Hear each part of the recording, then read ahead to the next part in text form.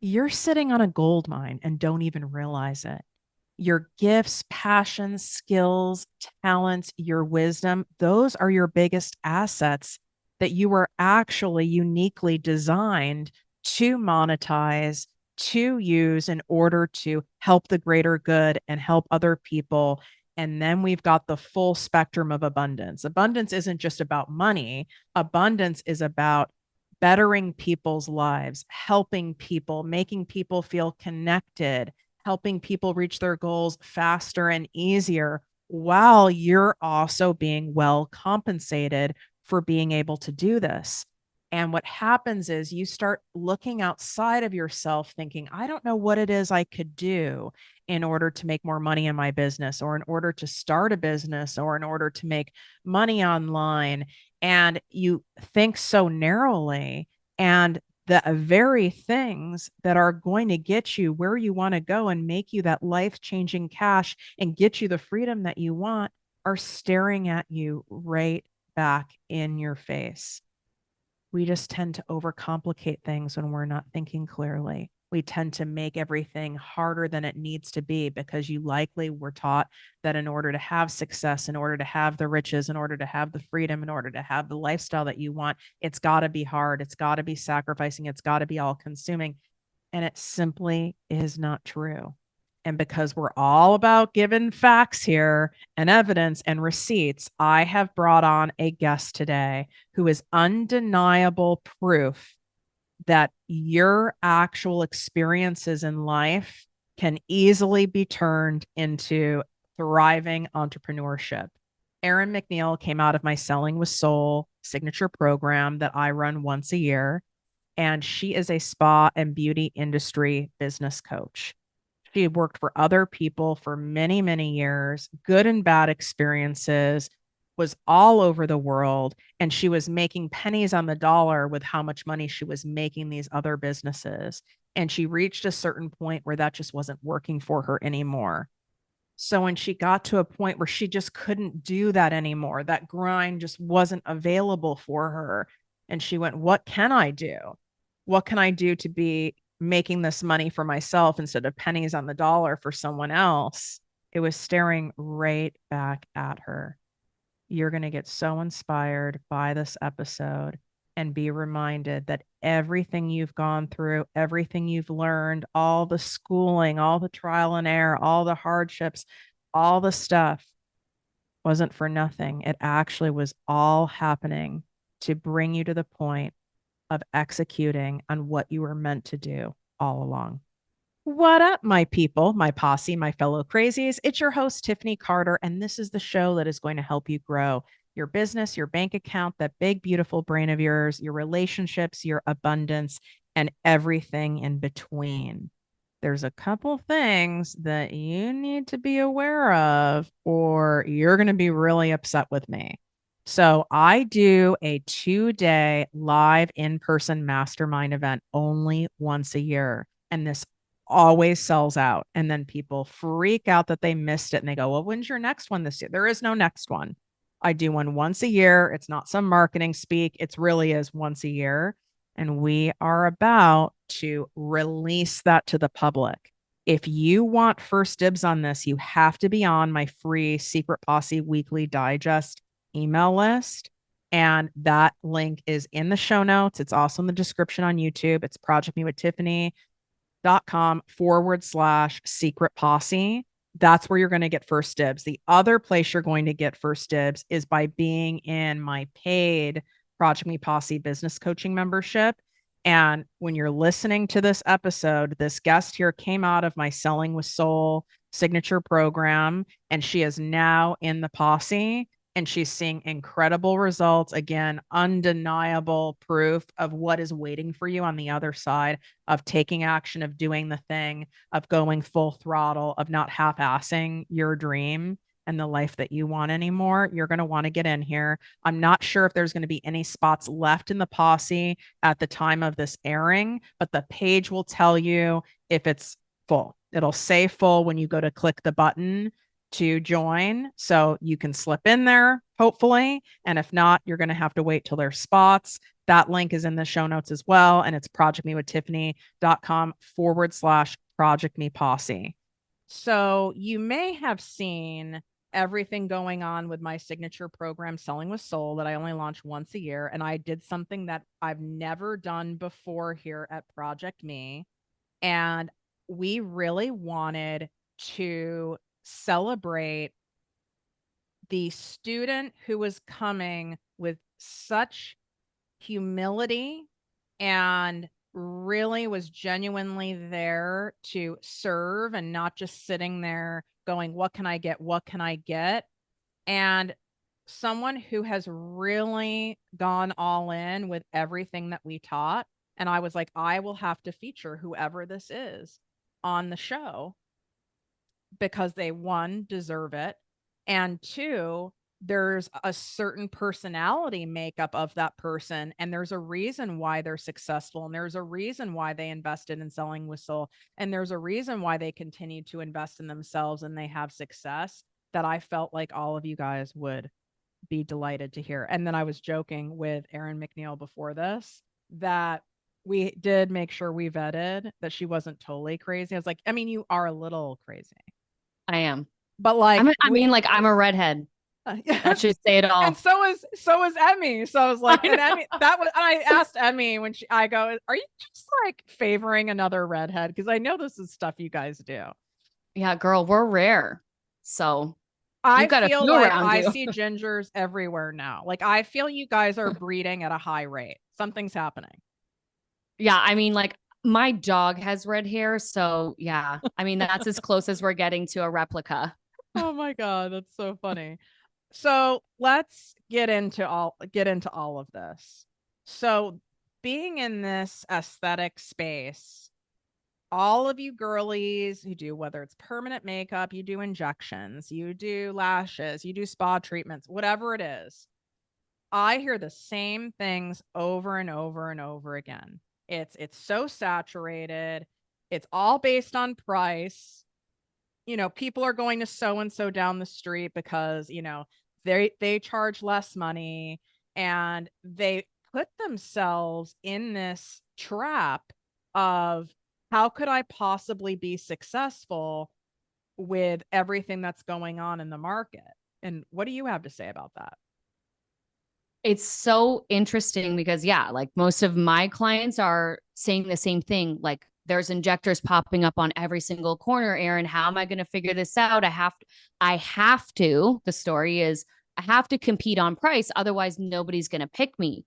Or the other story that I hear is, I'm newer or I only have 1 year experience.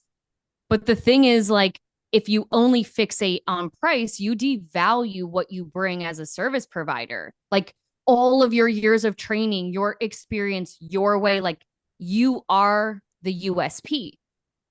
So the fact that you only price your service based on the products you use is like, you are setting yourself up to fail because that's a capped market. You can't keep increasing the price point because that's actually already set by the company that sold you that product. So for a lot of people, they think it's saturated because they're only fixated on, well, I paid X amount for this product, so I can only sell it for that. Or I paid X for this treatment, whatever, laser machine, so I can only sell it. And it's like, no, but what about all of the other things that when I walk into your spa and I get a coffee or a tea, or I get a little takeaway, or maybe you have a beautiful lounge or a massage chair, this is all added value, right? And what about your general like expertise? Yeah, right. Like my ass isn't getting an injection from the mall. Okay. And No. it's like I do not look for any aesthetic procedures based on price. Has anyone not seen the show Botched? Like, this typically doesn't end well. 100%. I thought this was a good time to take a break and remind you that if you want to have a rich boss summer, you've got to make some money moves and you need to make them now. We're already halfway through the year. What do you want the rest of your year to look like? Do you want it to be more of the same, or do you want to be cashing in on your gifts, passion, skills, and talents online all through the night? where your time and energy is not dependent all the time on you being able to make in money. We create offer stacking. You learn my exact way so that you can have a nice portfolio of products where you're making sales, whether you're off vacationing, you're off at the lake, you have a busy work week, and now you have money coming in from all these different areas. And all of that combined ends up being 10,000 a month, 15,000 a month, 25,000 a month, and it only continues to grow from there. I teach you how to do this step by step inside my ProjectME Posse business coaching membership. We have an annual option now, which I truly feel is the best option. You get 2 months for free. Plus, you get my Nail Your Niche Masterclass, which also includes a training on how to properly optimize your Instagram bio so you can get thousands and thousands of more qualified eyes on your account. When I ran that masterclass live, people paid $500 for that. So you're getting that for free by doing the annual membership, plus my content creation made easy course bundle, which comes with my exact content planner, my fill in the blank post template, and me literally teaching you how to create profitable content for any type of business, any type of industry without having a ton of tech experience. I don't care if you grew up in the generation where you had a phone in your hand or you grew up in a generation where you had a phone hanging on a wall with a 500-foot long cord that wrapped around your entire house. My grandma had one of these. And I will never forget that. Also, I had my own phone line, and let me tell you, it was a vibe.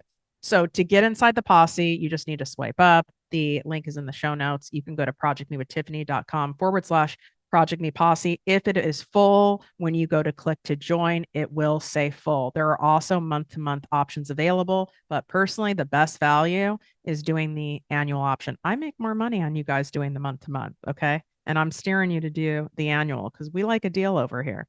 All right, let's go back to the interview. And the other thing is like, so there's a presentation that I do, and it's like talking about brand standards. And you could be the standard of Louis Vuitton, or you could be the standard of Dollarama. I don't know if you guys have that in the US. No, but I would probably go to it. Like that's a dollar store. Right. But like, yeah, it's a dollar store. And so there's just a different standard. And so even though you can get similar products from Walmart or the dollar store, or you can get one from, let's say, Zara and Louis Vuitton, but like there's a different experience, and the type of client that is looking for a specific experience will pay for the experience and not just the product or like the thing that you're injecting or the laser, right? Like they're paying for, I want comfort. I want safety. I want expertise. I want a lounge. I want you to dote on me. Like I want scents in the air, like all of the things. I want access, right? Yeah. Like I just hired someone to help me with my hormone health and all that stuff. And it's like, I pay for concierge medicine now. And yes, I can hear some listeners saying, yes, Tiffany, but you can do that because you make millions of dollars and da da da da da. Even when I wasn't, I would have probably found a way to pay for that because the cost of going after something that's like cheap ends up being expensive. And I would love to hear your thoughts on that in the aesthetic world. You know, like even if we look at like nails, like I know when I like first came down here at the beach and I didn't have like my normal nail person and I was like vetting nail places. I mean, I can spot a cheap set, can't you? Yeah. Oh, totally. And so I just had mine done yesterday because we're traveling this weekend. But for me, same thing. When I moved into this neighborhood, I was like, oh man, I'm so far away from my nail lady. Now, in downtown Toronto, the nail lady that I went to, I'm spending $125 on a manicure. And some people are like, oh my God, that's too much. And I'm like, here's the thing. It is absolute perfection every single time. But if I go and pay the $50 one, which is also okay, but the reality is like, I don't know how it's going to turn out. It's going to be lumpy and bumpy. Like they've literally come back and they're or they're crooked. thick. You get the thick. They're so thick. So thick you can't pick up a quarter or anything. You're like, how do I pick anything up? Yeah, I mean, like you pay for what you're getting. And especially in aesthetics, right? It's like you can tell the difference right away. I mean, And I want to talk about some scandalous real stuff. Now, for you guys who don't know in the audience, I have another business I've had 16 years, and it's in the medical digital marketing space for pharma companies, medical companies, spas, but it's heavily in aesthetics. Like I've been in the derm and plastics world for many, many years. One of the things that here are two things I know for a fact happen. And I will not represent, we will not take clients who do this. If we find out they do, we drop them. One is things like lasers. They will turn the settings down on things like laser hair removal. So you have to come more times. And then when you say, oh, I thought you said this was approximately 6 to 10 sessions and it's taking longer, they just turn around and blame it on you and your hair type, and everyone's different.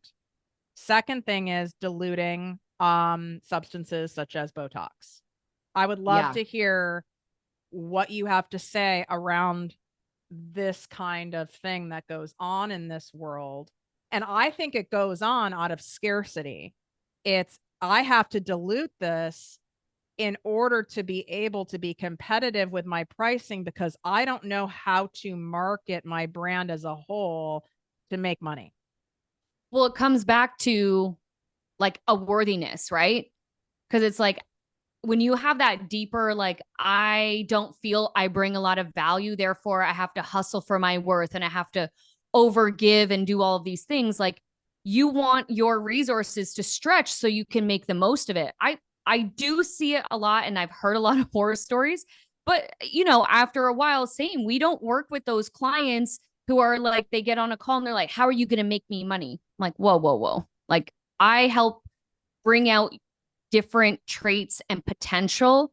I help you see things that maybe you're not really seeing and help point you in the right direction. Like any coach, I coach, you get out on the field and you actually have to do the work. But there's so many people doing, and even also, I lived in Asia for a time. And so Interesting. What part were you in? Please tell me oh, Korea, because I have a fixation on Korean oh, skincare right now. no, Okay. I never made it there. I lived in Beijing, China, and then I also lived in Hong Kong. And the amount of, like, again, it exists there, but it's amplified because population is so many people. And you just see so many things that is like out of scarcity. They're making replica machines, replica products, replica. Like, I just saw something on TikTok of Like a this guy with like counterfeit like device. 100%. So I Wow. literally went in to a clinic because I wanted like the non-surgical facelift like back in the day, and I was going in and I wanted something similar to Thermage or old therapy. So I went in and I literally had them write down the serial number, and I went and I called the company because you just don't know. But as you mentioned, that you actually don't know that as a consumer. So I think that obviously, like, do your homework. And this is why, you know, you get what you pay for. And if you're really like, again, I find those people who have a scarcity mentality, they do attract clients who also have scarcity mentality. That's like, I just want to pay the least amount possible, but get the most result I've ever gotten. And normally those are like the most headache clients. No, they are the worst.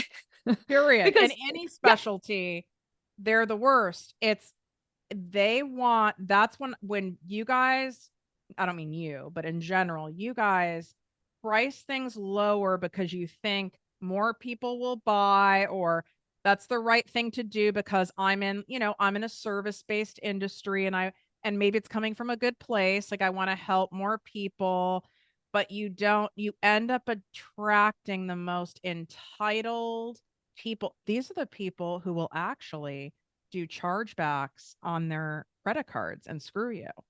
Oh, yeah. Oh, yeah. They've got your number. They know what, like, they know where you're at, and they will come find you and they want a refund and then some.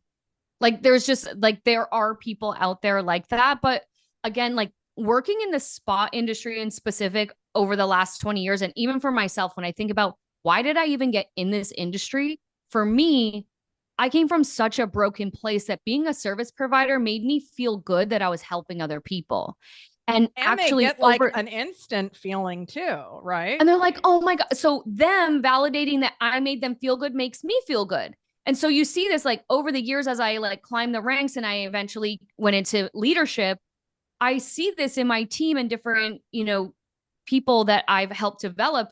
And you actually see this. So when you think about that scarcity mindset, I've opened a business. Okay, now I have to compete on price because if I don't, nobody's going to buy.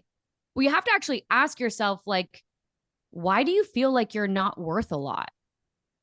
Why is it that, Sally Sue down the street can charge double, but you can't? Like, that isn't about the market is saturated. That's something in your mind that you think you're not available for more, or like that's attached to your worthiness. And I know that because I was that person. I started out as an esthetician and I remember what it felt like. And it's like most women who get into, and I say women, but most women get into the industry because they just want to feel good. They need to like really fill that void of I want validation. I want to know that what I offer has value and I'm worthy. And so a lot of people when they start their business, they're like, okay, I'll start off in my neurotoxin is going to be like the lowest, what I call like basement bargain price. And then before you know it, after, working with them, I'm like, girl, you literally are giving everything away. You're not even getting paid. Like, are you okay with that? At what point are you going to realize that you have enough skill to command like a high dollar? Like, you're worth that. And a lot of them, very like consciously, they've never connected the dots. They just blame like, oh, it's the market. I did not connect the dots until I lost almost everything I had. And I was working with a private law of attraction coach, like in manifestation, and I still didn't get the depth of the worth and the money and how that shows up literally in every area of our life. And it's like sometimes I still am blown away about how it can show up. So did you start in the corporate spa world, or did you start as an esthetician and then go in the corporate spa world? Yeah, I started as an esthetician just like at a med spa. Like, what was your jam? What was your specialty? So I started out as an esthetician doing manicures and pedicures. Shut I up. initially, yeah, like literally manicures and pedicures. And then it was just on the cusp of when Medi spas were becoming a thing. And I was like, I think I could go for that because I think there's a bit more money there and there's more business opportunities. So, like, in my head, I was like, I'm looking for ways where I could earn the equivalent of an MBA. Because back in the day, in my mind, I was like, I'm not smart enough to apply to business school. So I'll just do this. And that will get me out of my small town, like crappy town or whatever. So I worked my way up and I was like esthetician. Then I was a laser tech. And then I became a trainer. And then I became a manager. And I was working in med spas. But when I left Canada and moved to Bermuda, I didn't have an option to work at med spas because there you had to be like a doctor or a nurse. So I got back into traditional spa and I went in as a manager at a luxury hotel. And it was so interesting because I had to learn the corporate world for the first time because I'd worked for these like small that had to like be med spas. Shocking. Because see, I started in corporate, but for someone who started, you started basically as like an independent contractor, right? You still 100% your own boss in a sense, and then you went to corporate. Oh my God, that must have been a mind fuck. It was because you're like, I have to learn a whole new set of rules on how life goes. And the rules aren't necessarily written. No. And so because I was like at these smaller places, there were so many things you could do in management that like in a corporate structure, you can't yell at people. Like, right. So I was like, and even like I would walk fast and I'm like really direct. And they're like, Erin, you can't do that. You can't do that here. And I'm like, what do you mean? You're telling me how to be myself? I figured it out.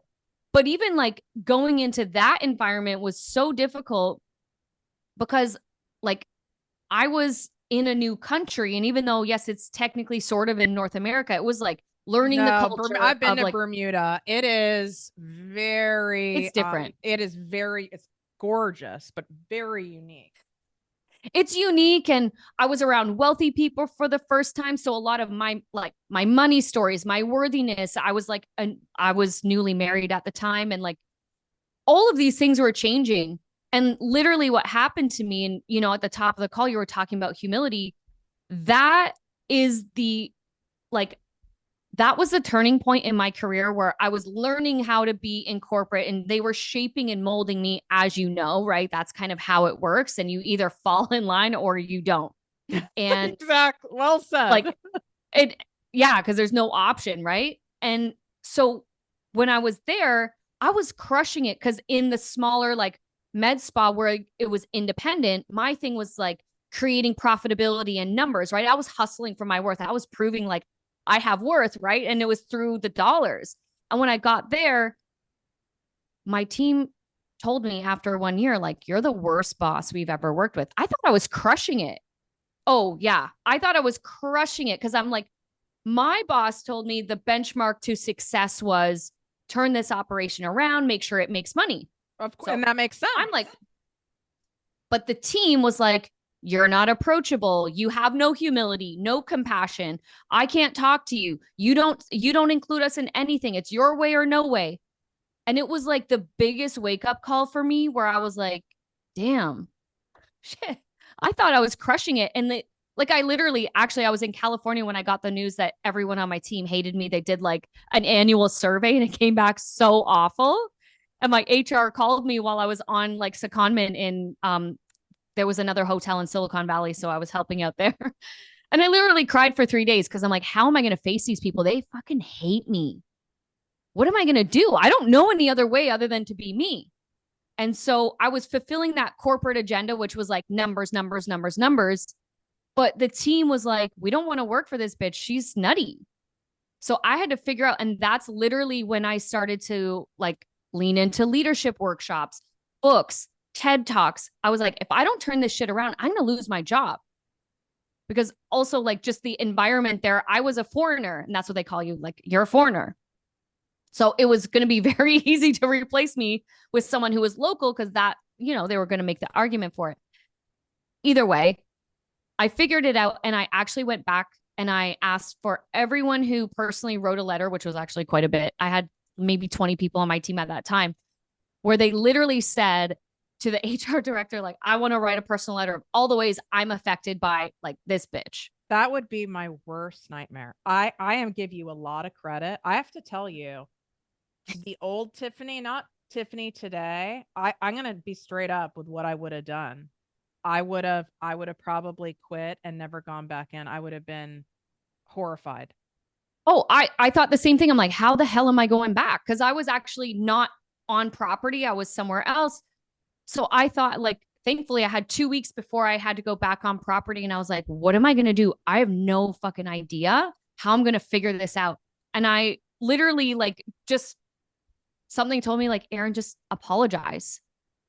Just fucking apologize. Like you don't have to like run everyone over and be a bulldozer. And so when I did that and I got back and I called in everyone one by one, like it was a whole day. And I just like ego completely dropped. And I was like, listen, I had no idea I was showing up like that. I had no idea that you felt like that coming to work. Like I can't even imagine. I would hate coming to work. Right. And I literally apologized to everyone, asked them like, how can I turn this around? And so again, like, your question was about corporate. And so what I figured out was how can I still be me, still fulfill the agenda, but also still like have work that I enjoy? Cause I didn't think that I had a plan B. I'm like, I'm trying to climb this ladder to the top. Right. I see. You weren't yet going, I No, could make millions doing my own thing. no, Your I had plan no idea. was the typical corporate plan, which was mine, is I'm going to just keep climbing up. Okay. That's exactly what I did. And so anyway, we turned it around and like the results were phenomenal. When I actually dropped my ego and really learned proper leadership skills, I doubled profit. It was like, and I didn't even try. It was just Isn't more that like, interesting? Because it can seem counterintuitive yeah, when you're focusing on the people and nurturing them. And it's like, well, won't the profit slip if we do that? But you get so much more out of the people and their service is better. And then your profits doubled. totally. Because you do really realize that people quit bosses, they don't quit jobs. Right. And you're like, I don't want to be that person that you hate every day or hate looking at or like coming to work and dread it. So basically from there, I got noticed from corporate office in Hong Kong. And then that's when I got offered a job and I went and lived in Beijing. I spent time in Thailand. I lived in Hong Kong. And I was the one that went in and recovered all of these failing spas in their portfolio and ultimately climbed that ladder to the pinnacle, the crown jewel, opened it. And it was like, okay, now I've ticked off all the boxes, Erin. Like, what are you doing next? And that's when I decided, like, I've actually really like bottled up some great information. I have great experience. And that's when, a few years ago, COVID hit. And I saw so many people in the spa industry starting to have to, like, they were losing their business because they opened because they loved it and they had a passion, but they didn't have business acumen. They didn't have strategy. They didn't really understand how to run it. And I'm like, I could just like bottle up everything I've learned and put it in a program and show the average woman who opened a business for a dream of a better life, I can show her how to do it. That's what I did. And what gave you the balls, so to speak, to leave corporate? Because I know I'm not the only one listening that's going, I mean, you're living in really cool cities at like 5-star resorts in the spa world, probably getting a shit ton of free treatments. It sounds pretty fucking glamorous, and I'm sure you were making a 6-figure salary with bonuses and such.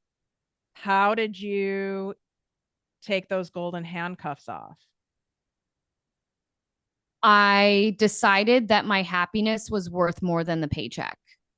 Like I was literally getting gaslit every single day. The goalpost would move every single day, no matter how many benchmarks of new historical highs we hit. It was never good enough.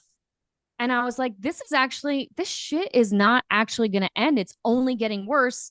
And I like really started to wake up to the fact that like they're going to just replace me. Cause also I remember you telling your story about getting sick.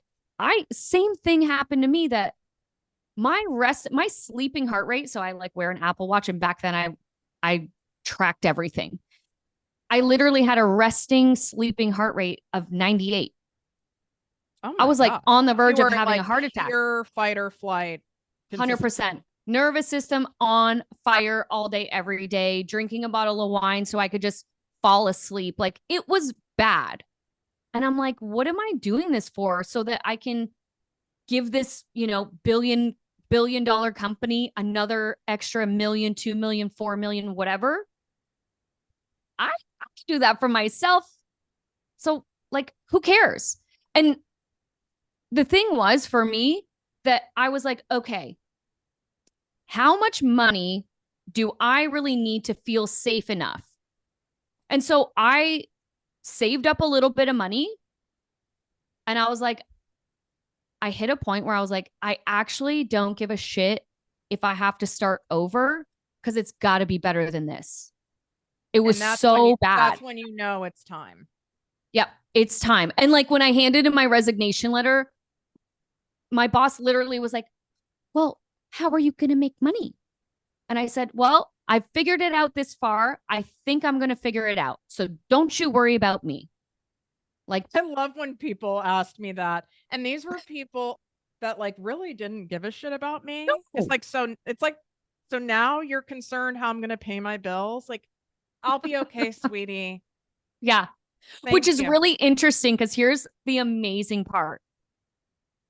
A year and a half later, I get a message from that same boss who said, hey, Erin, I just wanted to let you know you're one of the first people I'm telling that I resigned from my job, and you inspired me to do it because I realized how toxic this environment is. You're welcome. Love. But, I genuinely felt like I know what she's talking about, but I was like, right. Like, well, it's like that. I mean, I'll be honest. I get off when I see some of the the former kind of haters watching my shit. I Yeah. delight in it. Yeah. Go ahead and comment, like, if you will. Right. When you were going through your divorce, was that when was that in all of this? Oh, that was in the middle of me going to Beijing. And I gotta say, like, okay, so if anyone's ever been to Bermuda, like there's almost no direct flights anywhere. So to get to Beijing, it was three different connections. And I cried on every connection. And I'm like, oh my God, am I making the wrong choice? And it literally took me 4 months, maybe 6, where I almost went back. And I'm talking about like if you've ever been in a relationship where you were more alone and feeling lonely all day, every day, being married, I was like, in my head, I was 31 or 30 years older. I don't even remember. And I'm like, there's no way that I'm going to live this life for the rest of my life. Like, this is ridiculous. I'm way too young to be in this spot. And I was so afraid when I first went. Number one, like, if you've never been, nobody speaks English. Oh, I Nobody. have been, and it is It's chaos. it's New York City on steroids. I mean, it is pure chaos, and you're right. No one speaks English. No one speaks English. And if you've ever experienced the most foggy day of your life, that's every day, all day, except it's not fog, it's pollution. that's that's part of why everyone wears a mask. It's not just because of the bird flu. No, exactly. Exactly. So, yeah, I mean, like for me, when I first went and going through that, so I was like going through the stuff with the team, making a big transition in my personal life, which I also didn't tell anyone because I had shame around it. I'm like, oh my God, I'm such a loser. This didn't work out. It was a big slap in the face for me because I was trying to prove to my family that, like, I'm not going to be white trash like everybody else. I'm going to marry up and I have this cushy life and a big fat ring, and didn't work out. But either way, it served me in a way that it actually broke me down to the point that I realized, like, what do I really want? Right. And again, like when you think about why do you open a business or why do you do anything? If you're doing it from like a scarcity mentality, like there's only so long you can do that until like your nervous system goes like, okay, girl, like give it up, or something breaks down. Some kind of sign or symbol is going to happen, and it's probably happening right now. And you're going, oh, that's just because of this, or that's just because of that. But for me, I've realized over time that like these are like divine intervention. This is the universe talking to me. And it's just these different things that kind of come up. But the Beijing story is like, it kept coming up in my mind. Maybe I should go back. This is safe. Because I had the kind of outward looking lifestyle that's like, oh, I didn't have to pay bills. I didn't actually have to work. I didn't actually have to worry about much. But man, that's lonely. And you pay a price for that. And I just wasn't willing to pay the price anymore. And I was like, so much so that I'm going to move to a country where I don't speak the language. I don't know anyone. And I have to turn around a failing spa that's not made a penny in 2 years. And I have to do that like rather quickly. And alone, And because alone. I'm guessing you didn't have any friends who were living there. No, none. And like also nothing in English. So like there would be 2 weeks where I didn't even have a conversation with anyone because I had no one to talk to. There's well, back then, no YouTube, no Facebook, no Netflix, no Instagram. Like I didn't have anything. And I didn't have time to figure it out. A divine intervention because it forced totally. you to be still and silent and with yourself. 1,000%. And like I read so many books during that time because I had nothing else to do. I'd go home after work. I got fit. So I started to introduce that into my lifestyle, and I read. That's all I could do. I didn't have anything else going on. Wow. And yeah, I mean, like that in itself was such a big transition. But then also once I got to that top of the ladder and it was like, oh, the view up here is really shitty. I don't like this. Isn't it funny? Like we have this is so, I'm like shook over here because I knew some of your story, but it is just proof again, like attracts like. You and I have so many parallels. It's crazy. And the fact that the old you didn't have humility and were operating an ego. And the very reason you were chosen out of the hundreds and hundreds and hundreds of people in Selling with Soul, why you dramatically stood out, was for your humility.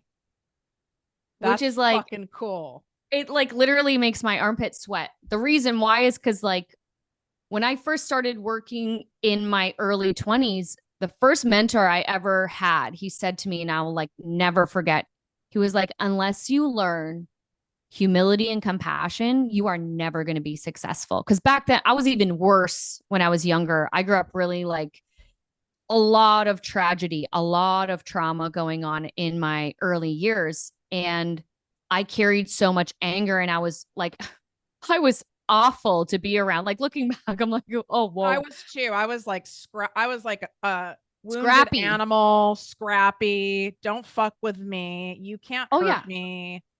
Also, Tiffany, I am 5 feet tall. Okay. And I used to go out in my 20s, Thursday to Sunday, like clockwork, looking for an argument. Like, don't even breathe the wrong way around me because, like, I'm going to go off. That's how I used to be. It was so bad. And my mentor was like, Erin, if you don't like dial it in, if you don't get this figured out, like, you're going to be stuck. You're going to live in that small, crappy town. You're not going to, like, you can't do anything. And he was so right. Because even probably when you think about it, like, I won't work with someone unless they can be coached, which requires humility. It requires you to go, I don't know stuff and I have to sit and listen. And sometimes I'm going to hear shit that I don't like about myself. I'm going to want to be defensive and I'm going to want to shut it down. But you can't, because like that's the whole point of coaching. Yeah, it's like looking back to who I used to be versus where I am now. Even now, I'm still like, I feel like I'm still a bit much for most people, but I'm like the tame version of it. I think that's any highly successful entrepreneur. I mean, we're nuts. I mean, you have Yeah. to be a little crazy and unwell. I mean, that's Yeah. just so, because there are so very few people doing this, but it can look like, to those of you who are in it, because you've trained your mental algorithm and literal social media algorithms to, whether it's a beauty business or you're in real estate or you're a doctor, whatever it is, all you're seeing are everyone's a coach. I'm sure you get this from people. Oh, everyone who is in the beauty business is now a coach. Oh, everyone who does, eyebrows also, also is doing this. Everyone's doing this. And it's like, that is not true. I promise you it's not true. It's what you are interested in, you click on. So you literally end up seeing all the people online and in real life. There aren't that Yeah. many people who actually want to go and do things like this and who will actually follow through. It is scary. And I do think people need to acknowledge themselves for taking that leap and doing that thing. I would love to hear from you. What are some of the most common mistakes that make your heart ache when you have clients coming to you and you're like, oh, like, I know I have, there's a similar 5 things I hear over and over again. One is they've spent all this money on things like SEO and Google ads and Facebook ads, and now they're tied up in leases for lasers and other things, and they've done all this and there is literally no marketing plan. There's none of that. It's like they have very little money left, and now they're afraid to like hire someone, for example, like you, not because it's you, but because it's like, oh my God, like, I only have this left. And now they're in that spot. So what are a lot of the common things that you see from people in that esthetician aesthetic world? So it's definitely what you just mentioned is they've sunk tens of thousands of dollars into marketing, when first of all, you don't even know what your brand represents. You don't even have a vision or values locked out. Like, what are you even for? Therefore, if you don't know who you are as a brand, you can't market yourself. So you're marketing a bunch of things from a person who told you what to say, who's never owned a med spa. So that's their first, like, that's the first one. The other one is, yes, you get sold. And like, be reminded that when you buy skincare lines or you buy lasers or whatever equipment, the job of the person selling it is to sell you, right? They don't give a shit if your business makes money because they got their commission. So you are getting sold to. So ask the right question. So, and those ones, right? Those are like the investment that you have to put up for that. That's 200K starting point, right?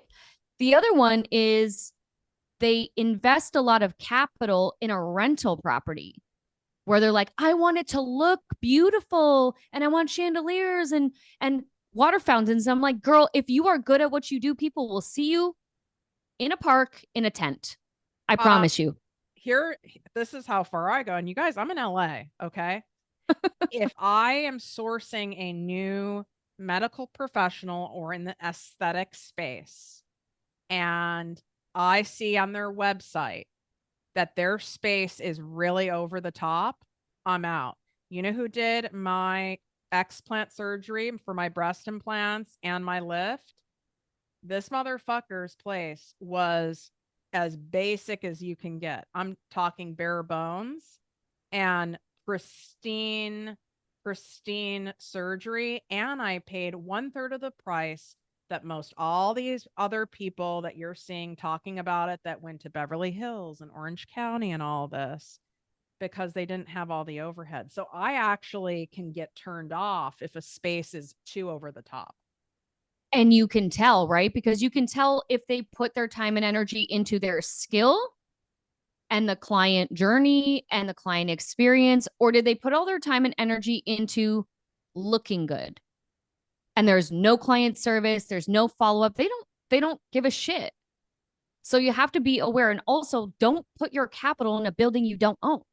Like minimal, you're going to have to put money in, but a lot of people go, okay, I just put $150,000 into the structure of this building, plumbing, electrical, flooring, walls. Like you can't take that with you. So don't make that mistake.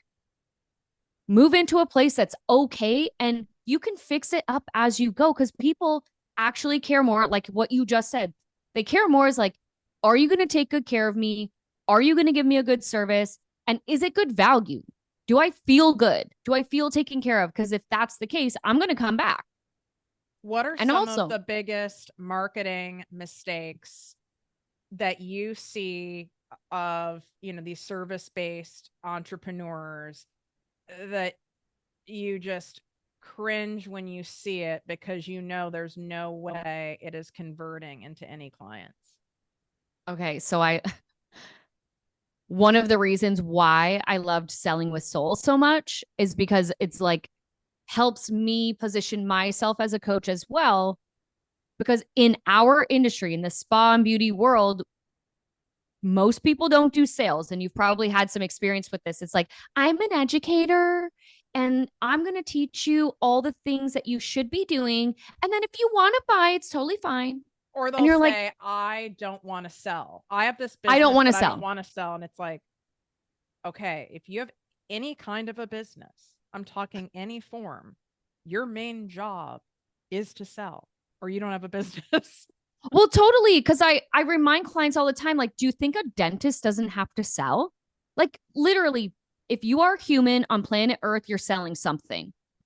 Otherwise, like, how are you getting by? You're selling yourself through your outfit, what you're saying to your spouse, like, oh, we're going on vacation here, or I want this house. Like, you're positioning yourself to sell. And I hear all the time, I don't want to be pushy. I don't want to turn them off. I just educate them. I want them to decide. Well, like, listen, guys, your spa isn't Starbucks where people roll up and just tell you an order and you do it. Like, you're supposed to be the expert. Step I into that want you role. to tell me what to do.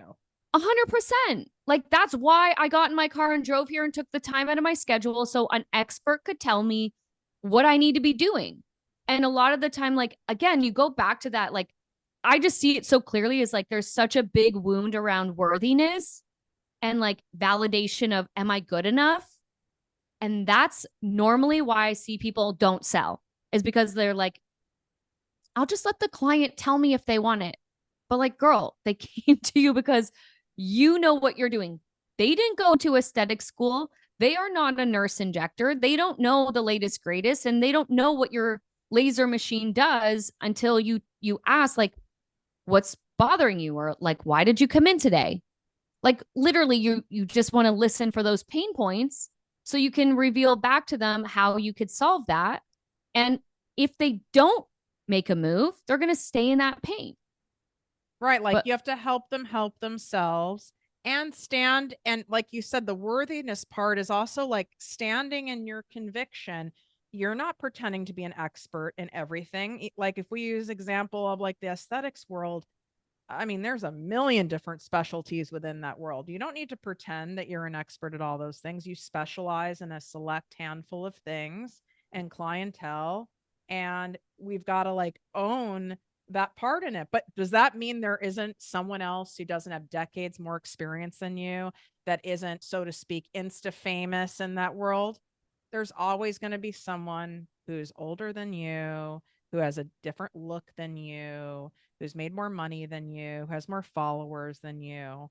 And it doesn't matter. That's all like ego crap that's going on. What drew you to selling with soul specifically? Because on the outside, someone could go, God, I mean, obviously you know how to sell. So what made you go, I need to be in here? There's a certain side of my business that I know I can grow by being in here. yeah, I know that I could sell more. And what I realize is like I have those wounds too, where my worthiness is challenged, my validation is challenged. And when I think about, even over the last year, when I get on like discovery calls with potential new clients, and I'm talking more about like, oh, this is what we offer instead of what we actually provide for them. And so some of it was more that I recognize that, wow, I still, even though I'm aware, I still have work to do here. I could still show up better in a capacity with more tools and resources to serve these people in a better way. Because again, like I follow my ethical compass, right? I'm not trying to push things on people that aren't a good fit, but also I'm doing them a disservice if I don't show up in a way that helps them cross the line. Like they booked the appointment because they clearly need help. And I'm not helping them by backing away from having the conversation that needs to be had, right? Like you said this on one of the calls that was like, what would you say right now, like real talk, to the person who hesitates, where you know they've got a problem and they've been stuck in that spot for X amount of time? What would you say?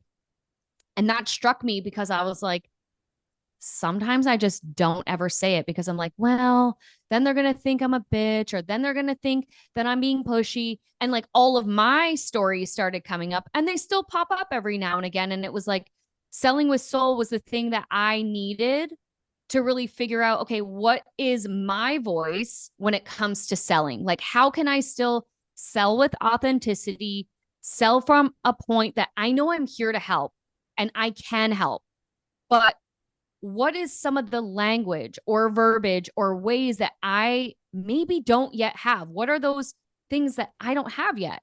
And so that's what really appealed to me, was like, if you're someone who's like, that you can unlock a new level inside of your business, and it's not about the dollars and cents that you can make, it's really about the lives that you can transform. And especially what I do, when it's like, when I can get someone to unlock their potential because they finally invested in themselves and go, holy shit, like I didn't realize my business could be this profitable, or I didn't realize I could have a staff of 15. I didn't realize I could have 3 locations. Like that was a pipe dream before. And when we work together, we unlock those things for you if that's your dream. But if I don't know how to get you to the point to say, yes, okay, I'm ready, I'm in, I'm going to stop making excuses. Because part of that is like me in that sales call, I have to be able to create an environment where they feel open to say yes. It is very humbling Yeah. to do that, especially when someone does a version of what you do or you're in a similar industry.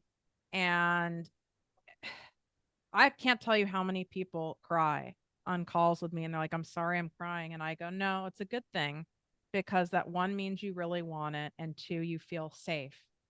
You feel Yeah. safe here with me. And I take that seriously. You know, that feeling of, and I know you've experienced this also as like a practitioner in the aesthetic world, where you've had those clients where they're like, oh, I finally found someone who I can trust, who does great work, who's going to give it to me straight, like make me feel beautiful. And it is so refreshing because there's so much shit that's out there. And if you don't present yourself in a way and position it in a way for them to work with you, those same people are going to go and hire someone else who I can almost guarantee you there's a high likelihood is a scam in doing fantasy marketing. Yeah. They're not as good as you and they're not in it for the same reasons. Totally. Yeah. I just like, I realized when I started listening to your podcast, I was like, okay, I could dig in a bit deeper here. Because the hard part is when you're facing someone and they are on the verge of tears and you have to remind them, like, hey, is it possible that you're stuck in this much pain because you hesitate, because you're in fear? Like, how long do you want to be stuck? And reminding someone of the hell that they're in is hard to do, right? And sometimes you're like, how do you say that? How do you do that? How do you get comfortable being the person to remind them that they're the problem, right? Like, it's That's not why I easy. give you guys scripts like those questions, because until you've practiced it enough, it is hard. Just like when you're a good friend or a good partner, someone who's a good friend, you're someone who's willing to have hard conversations, even if you know your friend or your partner is going to be hurt or pissed at you.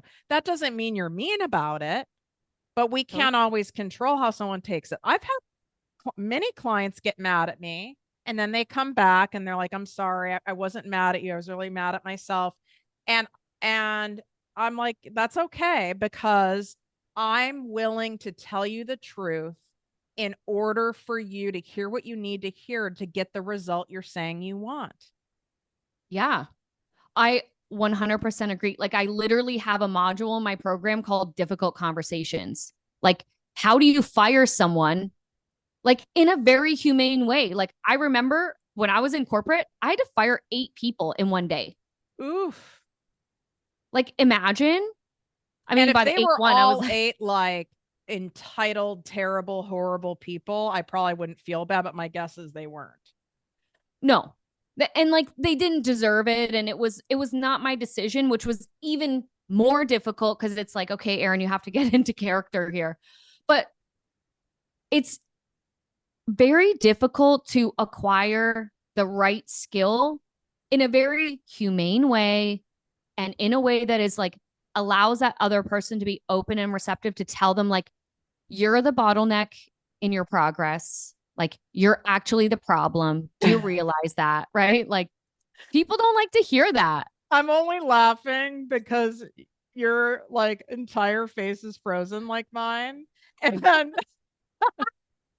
and when you're talking, it's like I'm going, this is really good. Her face is frozen. That's what I always say. This is great that I have little movement in my face because I'm a very expressive person. And it just Oh like yeah. takes it down a notch. So, why do you feel that playing cheap with your business? Let's say we have someone listening now who's doing permanent makeup and now they're coming up against, oh, the economy. Oh, now everyone's doing permanent makeup. It's not like a new hot thing anymore. Maybe it was just a trend. And they're in that whole spot and they've bought courses.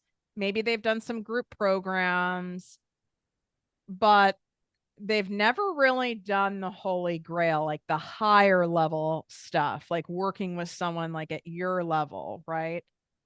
And they're playing cheap with their business in all your years of experience and even like owning your own shit. Like, what is the cost of playing cheap with your business? Like you're on that hamster wheel forever because it's like you're looking for what's that quick fix, quick fix, quick fix. And there really like isn't one. When you look at the biggest, most robust, longest standing businesses, do you think that they took shortcuts and like little tiny courses here and there and they dabbled? You can't dabble and make a 7-figure business. Like you have to literally go all in. Because if you don't, like you are literally going to, I think I posted this the other day. It's like that might take you 10 years to figure out because you're hesitating. And every time you hesitate, the thing is like, if you're trying to save money, it's actually costing you money in the long run because you think that it's going to save you money, but it's actually costing you time. And the difference is you can print more money and you can't make more time.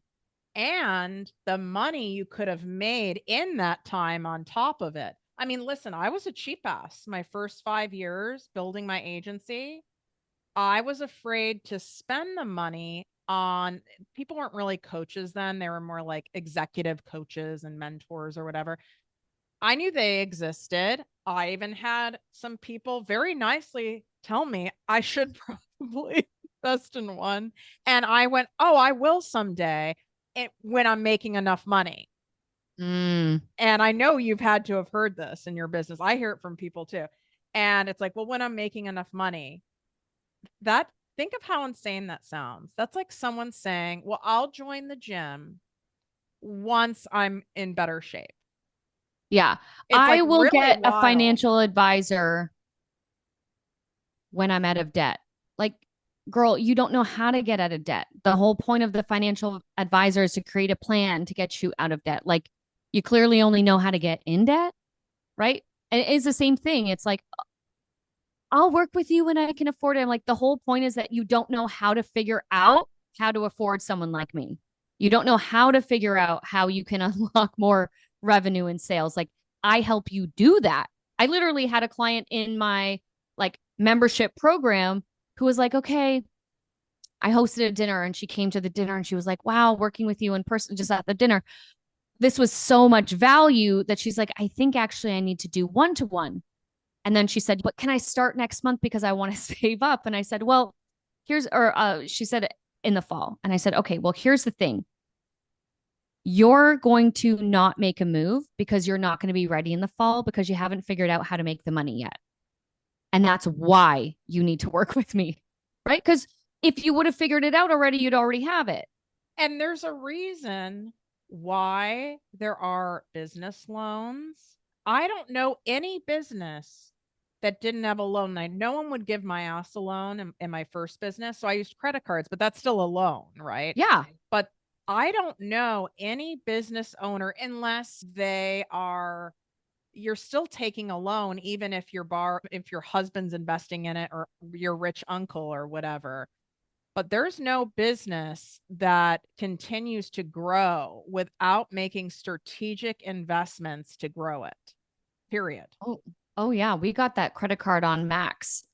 Like, My, that's what I get. What is going on? I have like literally $50,000 credit card bills now, and I laugh. Like I mean, I thought I was balling when I got a $56,000 a year salary. My credit card bill is 50,000 a month. I mean, I'm also a mileage whore, so I put so everything on the I'm card. getting into that game, right? And Get into it. It's worth it. I'm like looking at the points and I'm like, oh my gosh, I have 200,000 points. And I'm like, that means I put $200,000 on this card. But you're like, Exactly.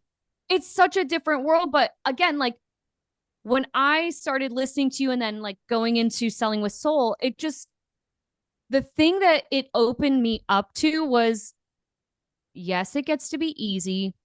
Yes, it doesn't have to feel hard. And yes, it is available. Like, again, we're like kind of teasing that people are like, well, I'll work with you when I can afford it. But the reality is like, you haven't figured that out just yet. Right. And so when I started with the course, I only had a certain amount of what I knew at that time. But by the end of it, I was like, holy shit, There's no reason why this shouldn't be an 8-figure business. And like, I literally didn't know 6 weeks earlier that that could have been available. And that's why, like, for me, I continue to go all in because I want to learn from experts. I want to learn what I don't know. Because if I just lean in all the way, or I put people around me that have done it before or know how to do it, I'm like, I can actually get there faster. So, what I've learned over the years, and I tell this to clients all the time, is like, look back. Was there ever a time that you completely let yourself down? Like, why would you start now? You always were able to figure it out. So, like, you're going to figure out this money thing. And now you actually have me. We're going to figure this out because I'm not going to let my clients fail and be like, oh, well, sorry about your luck. That's luck of the draw. No, it's like I'm still invested to make sure that as long as you're showing up, as long as you're doing the work, as long as you're leaning in, as long as you're applying what you are learning, implementing it, asking for feedback, and refining, I'm going to show up for you and we're going to sort it out. And we always do because I mean, I've done it over and over again. And honestly, if I can It's do it in a actually country where I don't, simple. It's simple. it's very I'm never simple. going to tell you, and I know you would never tell someone it's easy. It's simple. Simple. You're The correct. hard Yes. part is all your own shit. 100%. It's all the stories, right? I'm like, because I would tell people, like, if I was able to figure it out in a country where no one on my team spoke English, like somehow I still was able to turn around that business and make it make money within 18 months. In a Well, highly, actually, it was highly 3 months, but competitive, highly competitive market. Like oh, more totally. hotels in a square mile than anywhere I could possibly think of. Well, yeah, and because they cluster, right? And they've got like the little, like almost like little communities where you don't really leave the 3 block radius. So like all of your competition is on the block. So like you throw a rock and you're like, oh yeah, there and there and there. But I tell people like I'm not special. I'm just extremely resilient around like if I fall, I'm getting back up. Everything is either I learned something or I won. It's like you can't lose because it's a mindset. I Yes, you need love this. like a certain amount of tools to say like, okay, we know that this and this works, but also anybody that I've ever come across that they're like, oh, I've got the strategy. If you don't have the mindset to match that strategy, you're screwed. It's not going to work. Agreed. 1,000%. Thank you so much for coming on and for being you and all the work that you've done on yourself that has brought you to this point and how you're paying it forward to so many people. I'm going to make sure that all of her stuff, if you're interested in her programs, she has a podcast too, her social media, all those things, we will link it in the show notes and in the description here on YouTube for you.